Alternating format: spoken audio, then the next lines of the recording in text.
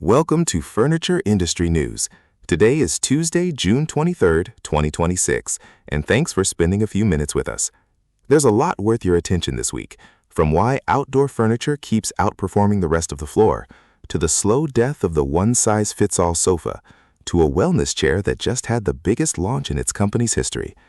We'll also dig into freight rates, which are climbing again, and the latest housing numbers that tell you a lot about where furniture demand is headed. So let's get into it. Let's start outside.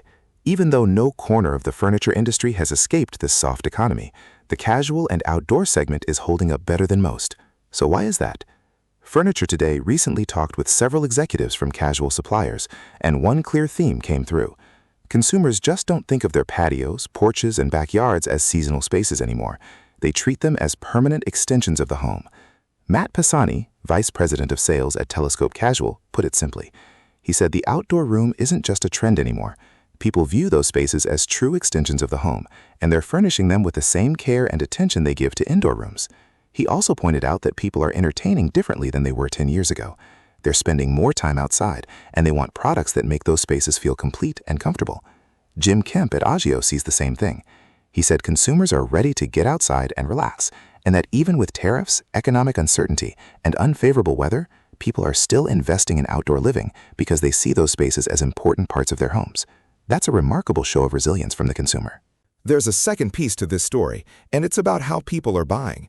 As shoppers get more selective with discretionary spending, they're looking at outdoor purchases as long-term investments. That puts a spotlight on materials, construction, and how much maintenance a product needs.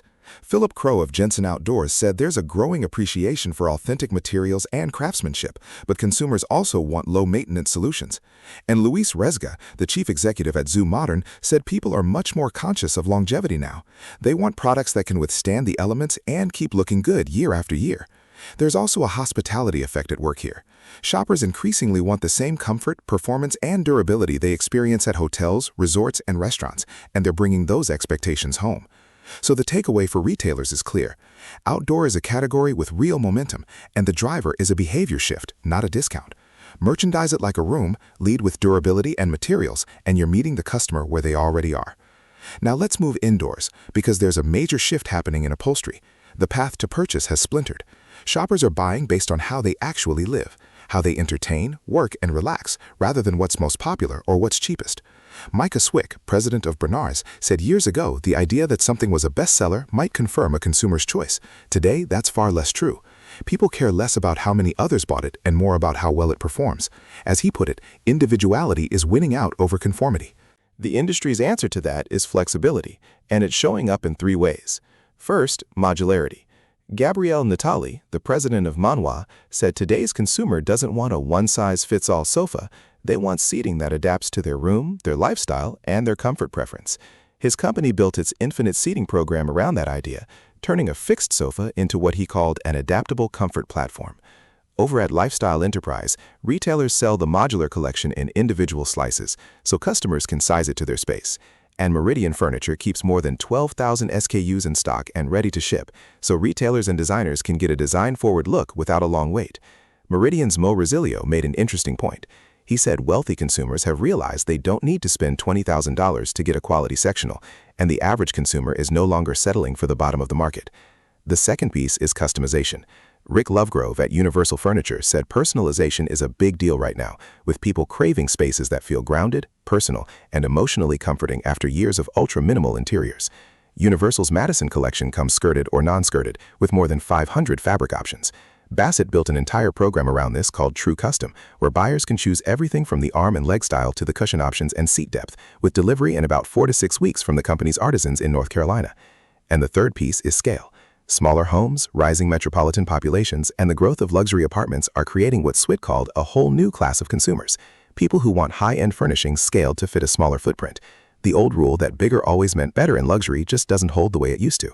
So if there's one thing to take from this, it's that the center of the market is moving from bestseller to best fit for me. That rewards retailers who can sell configuration and customization, not just a single piece off the floor. Let's talk about a category that's quietly going premium, and that's wellness furniture. At the recent High Point Market, suppliers leaned hard into recovery technology, sleep, and at-home spa concepts aimed at affluent buyers. The standout example came from Kasia. President Bob Bruns said the company's Quantum Region, a $14,000 red light therapy chair, drew response from major metro and secondary markets across the country, and it became the biggest launch in the company's history. Bruns said consumers are investing significantly more into wellness at home, including recovery technology, sleep improvement, and stress reduction, and that retailers want differentiated products that elevate their floor and connect with affluent, wellness-oriented shoppers. Natuzzi is pushing in the same direction with a product called Mindful 365. It was developed with a researcher who holds a PhD in artificial intelligence and health, and it brings together 4 wellness functions, including zero-gravity positioning and a triple motion mechanism. David Workman at Natuzzi Americas said the home is no longer just a place to sit and relax. It's where people work, recover, spend time with family, and try to create some balance. The bigger idea here is that wellness is giving the industry something it rarely gets, a reason for affluent customers to trade up rather than down. A 4- or 5-figure wellness piece carries margin a standard recliner can't, and it draws a buyer who keeps spending on self-care regardless of the broader economy. Now let's shift to the supply side, because there's news there that affects your costs. Global container spot rates have climbed to their highest level in 18 months. According to the analytics firm Drury, its World Container Index rose 12% to $3,969 per 40-foot container, the highest reading since late 2024. On the Trans-Pacific, rates from Shanghai to New York rose 15%, and rates to Los Angeles jumped 10%. The Asia to Europe routes posted double-digit gains too. What's driving this? A few things. Demand is strong, and importers are rushing to move cargo ahead of expected U.S. tariff changes scheduled for July. At the same time, carriers are managing capacity with what are called blank sailings, basically canceled trips, and they're adding surcharges. Drury expects rates on the major routes to keep rising in the coming weeks. For anyone importing product, this means higher freight will land on your cost of goods with a lag. So plan for margin pressure later this year and build the increase into your fall pricing. It's also a quiet argument for domestic and quick ship programs that skip the ocean entirely.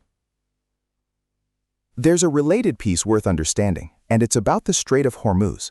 A recent interim agreement between the United States and Iran has eased nerves in shipping markets, but the earlier disruption around that strait already left a measurable mark on U.S. supply chains.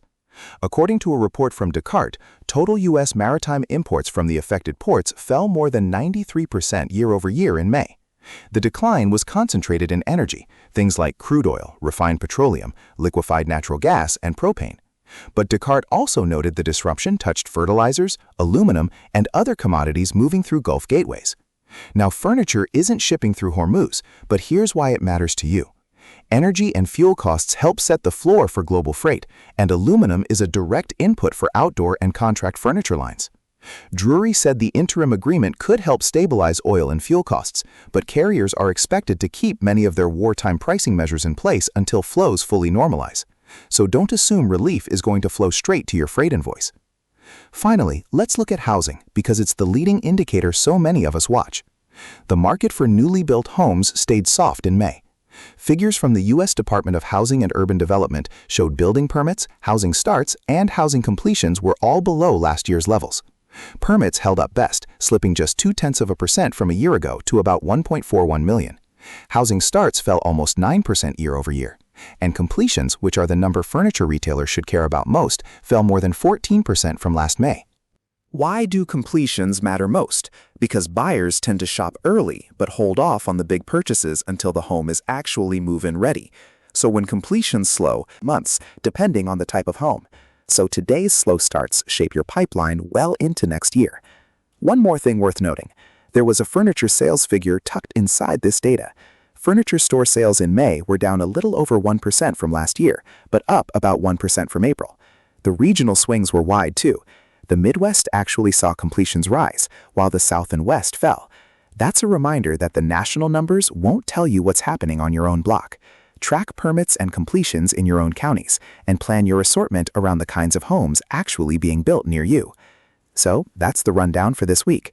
The big themes: consumers treating the outdoors as living space, the move from bestseller to best fit, wellness going premium, freight costs climbing, and a housing market that's still finding its footing.